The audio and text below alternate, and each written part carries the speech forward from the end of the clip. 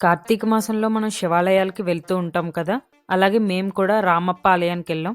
ఈ ఆలయం వచ్చేసి మనకి వరంగల్ నుంచి 70 కిలోమీటర్స్ డిస్టెన్స్‌లో ఉంటుంది. దీనికోసం మేము హైదరాబాద్ నుంచి ఎర్లీ మార్నింగే బయలుదేరాం. దీని ముఖద్వారం ఇలా ఉంటుంది. ఈ ముఖద్వారం నుంచి లోపలికెళ్ళగానే మనకి ఒక 5-6 కిలోమీటర్స్ ట్రావెల్ చేశాక మనకి టెంపుల్ అయితే వస్తుంది. టెంపుల్ అయితే చాలా చాలా బావుంటుంది. అసలు దానికి ఆర్కిటెక్చర్ చూసుకుంటే అసలు ఎంత అద్భుతంగా ఉంటుందో. అందుకే ఇక్కడ దేవుడికి శివాలయం పేరుతో కాకుండా ఈ ఆలయాన్ని చెక్కిన ప్రధాన శిల్పి పేరు రామప్ప అనే పేరుతో ఈ ఆలయం ప్రసిద్ధి చెందింది. ఎందుకంటే అంత అందంగా ఈ దేవాలయాన్ని ఆయన చెక్కారనమాట. అందుకే ఈ దేవాలయాన్ని రామప్ప ఆలయం అని పిలుస్తారు. లేకపోతే రామలింగేశ్వర ఆలయం అని పిలుస్తారు. ఈ దేవాలయం అంత అందంగా చెక్కారనమాట.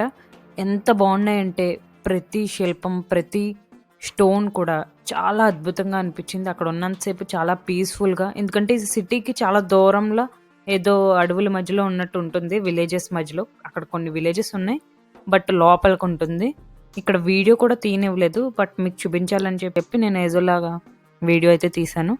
ఈ ఆలయాన్ని కాకతీయ రాజులు పరిపాలించే టైంలో వాళ్ళే నిర్మించారంట. మేము విజిట్ చేసిన టైంకి కొంతమంది ఫారినర్స్ కూడా వచ్చారు. కరెక్ట్‌గా వాళ్ళ ఫోటోస్ అవి క్యాప్చర్ చేసుకుంటూ ఉన్నారనమాట. 1200 సంవత్సరంలో నిర్మించిన ఈ ఆలయం ఇంకా అలాగే స్ట్రాంగ్‌గా ఉంది.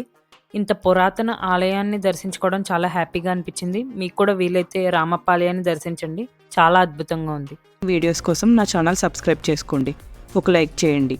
Thank you.